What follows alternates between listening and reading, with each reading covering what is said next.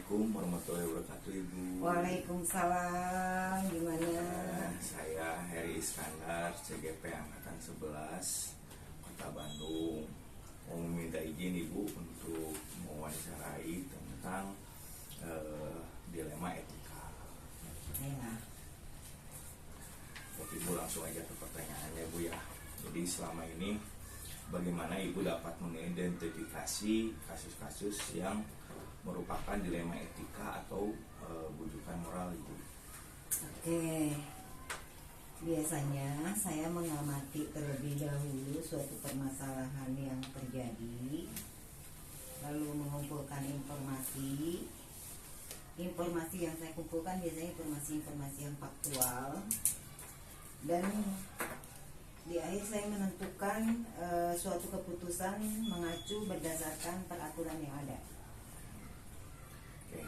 Selama ini nih bagaimana Ibu menjalankan pengambilan keputusan di sekolah, terutama untuk kasus-kasus di mana ada dua kepentingan yang sama-sama benar atau sama-sama mengandung nilai kebajikan? Oke. Selama ini dalam pengambilan keputusan saya tetap selalu dikembalikan kepada aturan, di mana pengambilan keputusan itu saya selalu menjalin hubungan dengan rekan sejawat, memastikan bahwa keputusan tersebut benar-benar dipahami karena selalu ada alasan di balik suatu kejadian.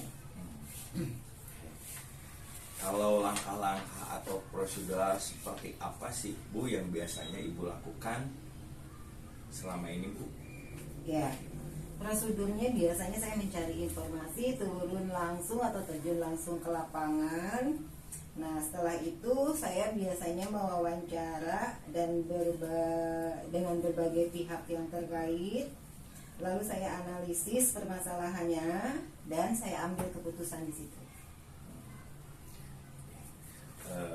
Hal apa saja sih, Bu, yang selama Ibu anggap efektif dalam pengambilan keputusan pada kasus-kasus dilema etika? Biasanya secara spontanitas saya mengambil keputusan ini, karena keputusan yang efektif itu biasanya diambil secara spontanitas ya. Ini berdasarkan hasil temuan di lapangan dan tergantung kepada objek permasalahannya. Kalau hal yang selama ini merupakan tantangan dalam pengambilan keputusan, Bu, pada kasus-kasus dilema etikanya apa, Bu? Nah, biasanya keputusannya itu jarang diterima ya. Nah, untuk mengatasi itu saya sendiri harus meyakinkan orang tersebut agar mau menerima keputusan tersebut gitu. Apakah Ibu nih memiliki sebuah tata cara atau jadwal tertentu dalam sebuah penyelesaian kasus dilema etika? Apakah Ibu langsung menyelesaikannya di tempat atau memiliki sebuah jadwal untuk menyelesaikannya? Bentuk dan prosedur seperti apa yang Ibu jalankan? Sebetulnya saya sendiri tidak memiliki jadwal yang pasti atau jadwal tertentu, karena kalau muncul permasalahan saya langsung tangani, saya langsung selesaikan, mungkin itu saja.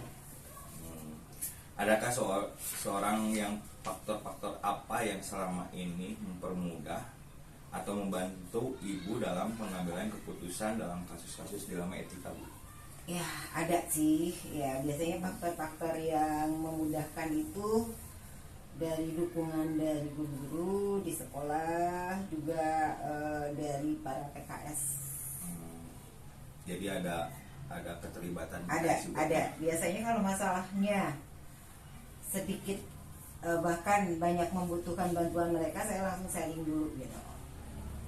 Oke, baik, Bu. Satu lagi, dari semua hal yang telah Ibu sampaikan, pembelajaran apa yang dapat Ibu petik dari pengalaman mengambil keputusan dilema etika? Oke, ada istilah pengalaman adalah guru yang berharga ya. Nah, dari situ biasanya saya menjadikan kejadian-kejadian atau kasus permasalahan yang terjadi di lapangan itu sebagai pengalaman untuk menyelesaikan masalah-masalah yang bila muncul di masa depan gitu. Oke, baik Ibu. sekian saja wawancara ini. Alhamdulillah. Mudah-mudahan saya tidak mengganggu kegiatan Ibu. Alhamdulillah tidak. Saya ucapkan terima kasih ya Ibu. Sama-sama. Terima kasih, Ibu.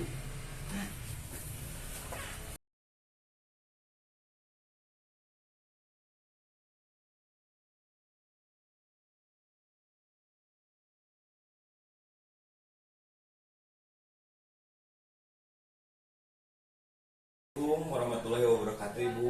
Gimana kabarnya? Alhamdulillah. Nah, perkenalkan Bu, saya Heri Iskandar dari SDN 259 Gria Bumi Antapani, CGP Angkatan 11 Kota Bandung Ibu. Saya mau minta izin untuk melakukan wawancara dengan Ibu Kepala Sekolah SDN 264 Gria Bumi Antapani tentang modul 3.1 pengambilan keputusan berbasis nilai-nilai kebajikan sebagai pemimpin Ibu.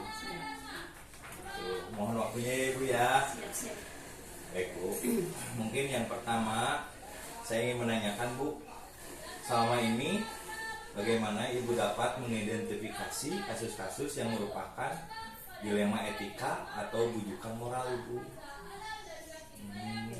Jadi untuk mengidentifikasi kasus-kasus yang merupakan dilema etika itu, saya mengamati dulu suatu permasalahan yang terjadi.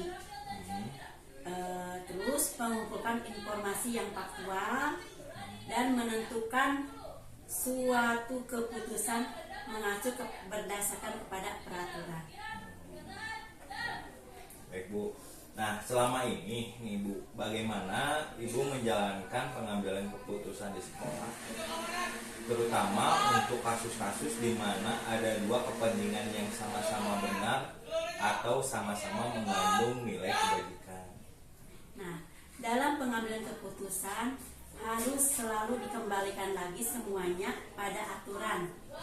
Setiap pengambilan keputusan saya selalu menjalin hubungan dengan rekan sejawat, terus memastikan bahwa keputusan tersebut benar-benar dipahami karena selalu ada alasan di balik suatu kejadian itu. Baik Bu. Nah, sekarang langkah-langkah atau prosedur seperti apa yang biasanya Ibu lakukan Bu selama ini? Langkah-langkah yang selalu Ibu lakukan ya. Yang pertama, Ibu akan mencari informasi terlebih dahulu. Terus Ibu akan datang ke lapangan, melihat langsung, turun langsung untuk wawancara dari berbagai pihak. Lalu setelah itu Ibu menganalisis untuk diambil keputusan mana yang paling terbaik.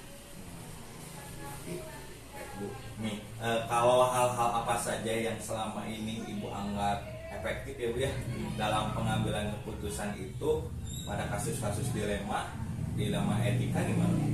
Nah, kalau Ibu merasa suatu pengambilan keputusan itu efektif apabila dilakukan dengan spontanitas, tergantung objek permasalahan di lapangan. Bisa Ibu mengobrol dengan tim manajemen atau jajaran wakasek dan guru-guru senior. Didengar pendapatnya supaya ada keputusan bersama. Nah, sekarang ini Bu, hal apa saja sih Bu yang selama ini merupakan tantangan dalam pengambilan keputusan pada kasus-kasus dilema etika Bu? Tantangan yang dihadapi dalam pengambilan keputusan apabila kurang bisa diterima.